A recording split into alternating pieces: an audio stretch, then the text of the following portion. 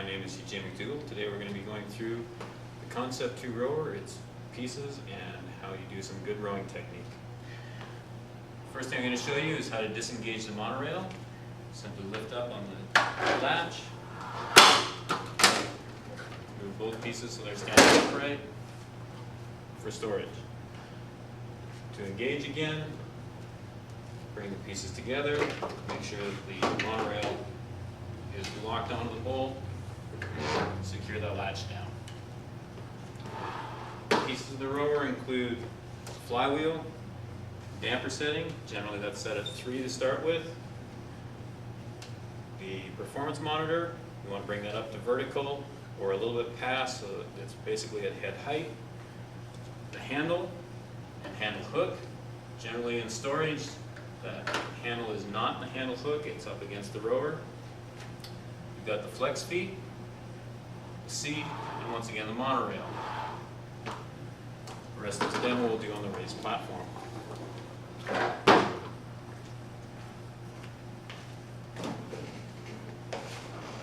Once you have your damper setting set to 3, you want to adjust the flex feet so that the straps are coming over the middle of the foot, basically right where your foot bends.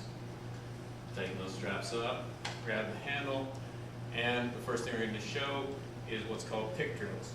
So starting with straight legs, we're going to start with the body vertical, 90 degrees to the monorail, and just using the arms, bring this handle in to the abdomen, approximately halfway between the lap and the bottom of the rib cage. Then we're going to add in a lean, coming forward to 1 o'clock after the arms are extended, then leaning back to 11 o'clock, pulling the arms into the abdomen on the finish. Once again, going from 1 o'clock to 11 o'clock with the body.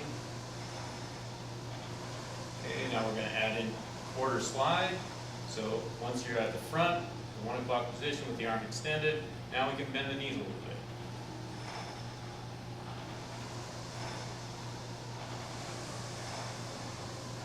Now we're going to go up to half slide, moving halfway up to the normal cat position,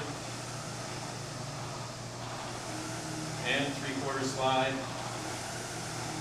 Make sure that those arms are getting fully extended in front of the knees before the knees bend.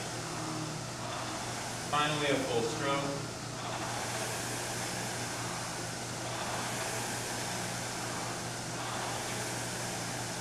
Start off with, we've got 4 parts of the stroke. We've got the finish. Here your arms are drawn into the abdomen, leaning slightly back, legs are extended. Second part of the stroke, the recovery. We're going to extend the arms, lean forward, bend the legs, and bring the chest all the way up to the knees. This is called the catch position. Arms are fully extended, chest is on the knees, shins are vertical, head and shoulders are up. Alright, and then you have the drive. So you're driving through with the legs, arms stay straight through this portion of the stroke. Once the legs are almost fully extended, we should be at about 90 degrees to the monorail, starting to lean back towards the 11 o'clock position. Then we're going to draw the hands in to the abdomen to get to the finish once again.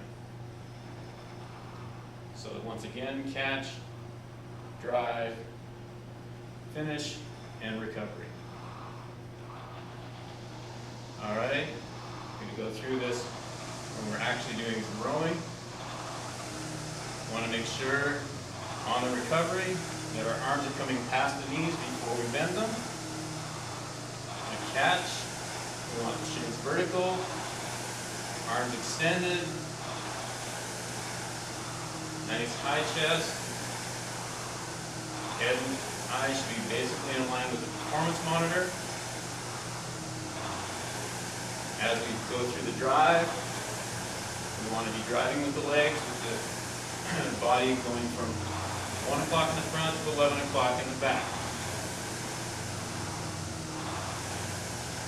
So once again, recovery, arms, lean, legs, catch, shins vertical, arms extended, chest and head up. Drive with the legs first, then the lean, then finishing off with the arms. Finally in the finish, pulling that handle into the abdomen, leaning back slightly. Common errors for people when they're first starting out tend to be bending the knees too early on the recovery, staying lean back. You're going to have to come up and over top of those knees to get the handle back for your catch. What you want to do instead of that is bring the arms out first, then lean forward, now bring the knees up. Keep that chain nice and level. Second common mistake is bending the arms too early on the drive. You want to drive with the legs. The legs are a lot bigger muscles than the arms, so you don't want to be finishing off with the arms before the legs have had time to do their work. Biggest thing there is just to remember those arms are just an attachment point. Let the legs do the work. Drive with straight arms.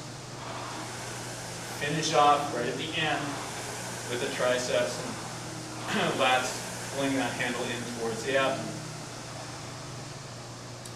Next thing I'm going to show you is how to set your rower up so we can do interval training. Go ahead and press the menu button. Then you're going to try select workout. It's a new workout. It's going to be a timed interval. We're going to set that for 1 minute of work time and 1 minute of rest time. Alright, as you prepare, now you're driving with the legs. Start off with just a short stroke and then a finish. Right now, I'm rowing at about 24 to 26 strokes a minute. That's not going to change when I go to easy. What is going to change is the amount of effort I'm putting into those strokes. Right now, my 500 meter pace will be somewhere between 2 minutes and 10. If I was going easy, which we will in the rest time, that number would go up to more like 230. Remember your technique when we're doing this. You want to extend the arms before we bend the knees on the recovery. Really drive with the legs. During that drive portion, come all the way up so your shins are vertical, keeping the chest high in the catch, and finish off by pulling into the abdomen. We're now in a rest phase. The pace is basically not going to change. The difference is not driving as hard with the legs, not really pulling into the abdomen with the arms. We're just going to continue here for about a minute, keeping that good technique.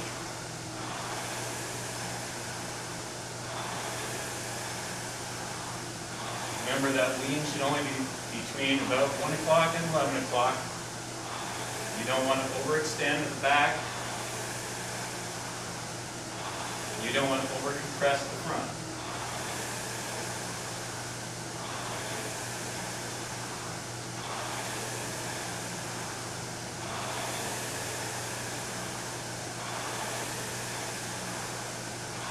Alright. Finally, when you're finished, you'll either store the handle with a handle hook if you're going to be coming back to the rower, or if you're finished for the day, store that handle back up against the rowing machine. You'll also want to wipe down the monorail, make sure that it's nice and clean for the next person. Just a little Windex and a damp rag is going to be all you need to clean the monorail.